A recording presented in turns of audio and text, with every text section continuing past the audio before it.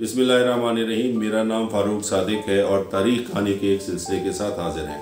आज से हम सल्तनतों के बारे में बात करना शुरू करेंगे और जो पहली सल्तनत हमने ली है वो सल्तनत उस्मानिया है। सल्तनत उस्मानिया एक तुर्क सल्तनत थी। इससे पहले 6वीं सदी ईस्वी के बाद यानी 500 के बाद जो है मुख्तलिफ तुर्क सल्तनतें कायम होती रहीं। तुर्क आंधी तूफान की तरह आते, छाते, बरसते और फिर गायब हो जाते।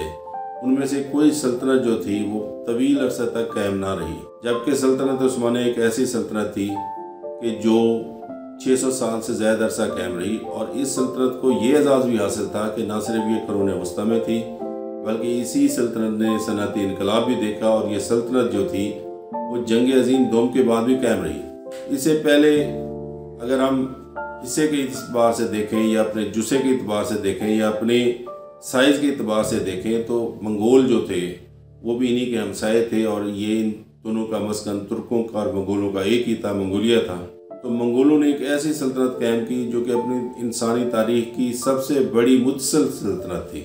सबसे बड़ी सल्तनत अगरचे बरतानिया ने कायम की, लेकिन वो आपस में मुतसल नहीं थी, जुड़ी हुई नहीं थी, वो उसके टुकड़े अलग-अलग थे।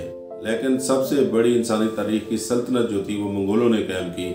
लेकिन 200-250 साल के अंदर मंगोल भी जो हैं वो तारीख का हिस्सा बन गए। तुर्कों की हुकूमतें, सल्तनतें कायम होती रहीं। जैसे गजनवी की सल्तनत थी, गजनवी ने 17 हमले किए हिंदुस्तान के ऊपर, लेकिन उसके बाद गजनवी सल्तनत थोड़ी अरसे में गायब हो गई। ख्वारज़म की सल्तनत भी थोड़ी अरसे में गायब हो गई।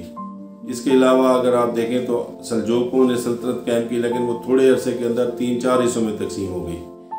तो तुर्क सल्तनतें कायम होती रहीं और थोड़ी अरसे के बाद ख़त्म हो जाती थी। लेकिन सल्तनत उस्मानिया जो थी वो आहिस्ता आहिस्ता उसने अपना असर व रसूख बढ़ाना शुरू किया और जितनी आहिस्तगी के साथ ये सल्तनत उभरी उससे कहीं ज़्यादा ये सल्तनत जो थी वो कायम रही।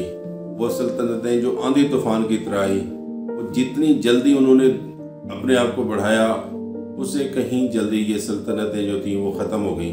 तो सल्तनत उस्मानिया बाकी तुर्क सल्तनतों से इसलिए मुख्तलिफ थी कि ये ना सिर्फ आहिस्ता आहिस्ता वजूद में आई, इसने अपने आप को आहिस्ता आहिस्ता फैलाया, बल्कि ये तवील अरसा तक कायम रही। Thank you very much. दूसरे हिस्से में हम तुर्की के बारे में, अनातोलिया के बारे में बात करेंगे।